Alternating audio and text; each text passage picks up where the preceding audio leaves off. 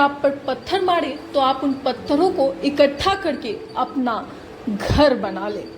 ऐसी सोच को लोगों के अंदर जिंदा करने वाले रतन टाटा आज शांत हो चुके हैं। कुछ एक ऐसे लोग होते हैं लाखों में, जिन्हें मरने के बाद भी लोग याद करते हैं, एक इतिहास के तौर पर उन्हें अपने दिलों में अपनी जिंदगी का एक हिस्सा बना लेते हैं। उन्हीं कुछ एक शख्स में से थे रतन नवल टाटा। रतन टाटा के निधन के बाद पूरा देश गमगीन है, हर किसी की आंखें नम है। कल जब उनके निधन की खबर जैसे ही लोगों तक पहुंची सोशल मीडिया के जरिए, खबरों के जरिए, वैसे ही पूरा देश गमगीन हो गया। जिन जगहों पे गरबा चल रहे थे उन जगहों पर लोगों ने सब कुछ बंद करके मौन रखा। देश के सभी पॉलिटिशियंस, अमित शाह, पीयूष गोयल, उद्धव ठाकरे, नरेंद्र मोदी जी, प्रधानमंत्री सहित सभी लोगों ने रतन टाटा को श्रद्धांजलि दी। साफ तौर पे जो तस्वीरें सामने आई उसमें शांतनु, जो कि रतन टाटा का असिस्टेंट था, उसकी आंखें नम दिखी। लोग उनकी दोस्ती को काफ़ी सराहते हैं, क्योंकि कई बार ऐसी तस्वीरें सामने आई जहां पर दोनों की ट्यूनिंग देखने को मिली, और ऐसे में उनकी नम आंखों को देखकर पूरा देश आज हर किसी की आंखें गमगीन है। रतन टाटा एक ऐसी शख्सियत थे जिसे हर कोई सराहता था। आज पूरे देश के लिए एक बहुत दुखद दिन है। भारत माता की सच्चे सपूत रतन टाटा जी आज हमारे समक्ष नहीं रहे। उनकी जिंदगी एक प्रेरणा है हर नौजवान के लिए, हर भारतीय के लिए। उनकी दृढ़ इच्छा शक्ति, उनकी रिस्क लेने की क्षमता, उनका एक अटल संकल्प,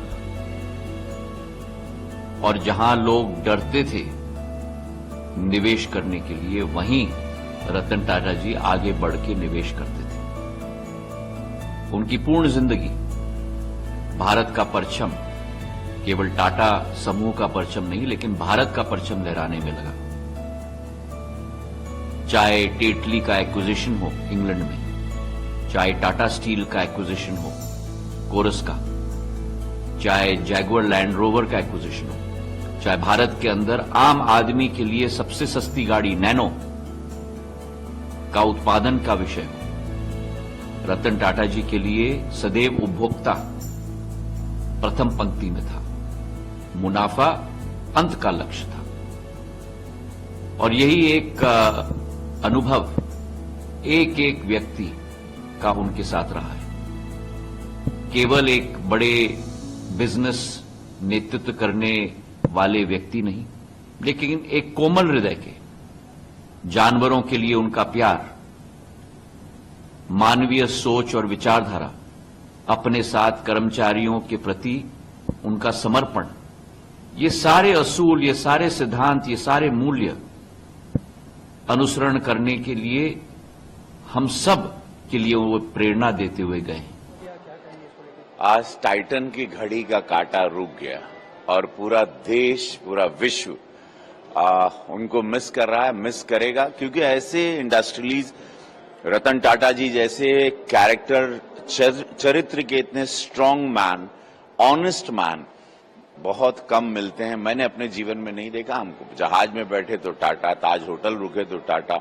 टाटा उस वक्त भारत की पृष्ठभूमि को, भारत की रूपरेखा को बड़ा किया जब भारत आजाद हुआ, और उसके साथ टाटा का बहुत बड़ा पायदान रहा, जिसको देख के मुकेश अंबानी जी का परिवार आया, उनके पिताजी धीरूभाई अंबानी जी, अदानी जी आए, और ऐसे अनगिनत इंडस्ट्रियलीज को एक उम्मीद दी।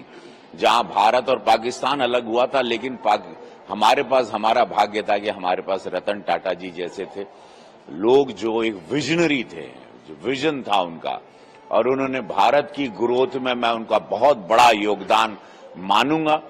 आज वो नहीं रहे, लेकिन एक सीख जो मैंने उनसे पाई वो सीख ये रही, जो मैंने अपनी जिंदगी पे लागू की, कि समय लगता है जीवन में आगे आने में, शॉर्टकट नहीं होता। शॉर्टकट में आप बिखरते हैं, गलत रास्ते पे जा सकते हैं कि कल ही मैं अमीर आदमी बन जाऊं, ऐसा नहीं होता।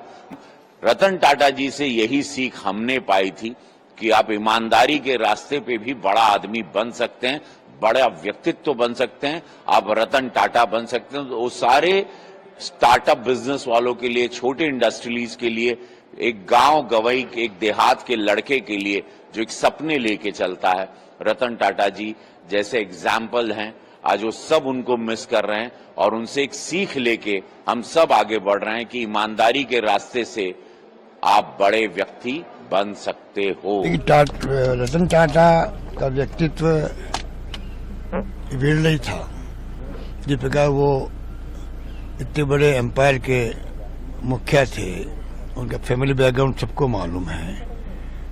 उसके बावजूद जो उनकी भावना थी देश के प्रति, देशवासियों के प्रति, गरीबों के प्रति, और किस प्रकार सादा जीवन जिया उन्होंने, वो भी आपने देखा होगा।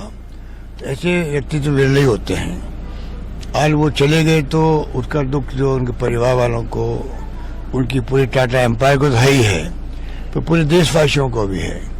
मैं उनके अंतरात्मा, उनकी आत्मा की शांति की प्रार्थना करता हूँ ईश्वर से, और जितने उनके एम्पायर के लोग हैं, टाटा एम्पायर के लोग हैं, चाहे उनके परिवार के लोग हैं, उनको भी दुख को सहन करने की शक्ति प्रदान करें, मेरी ईश्वर से प्रार्थना है।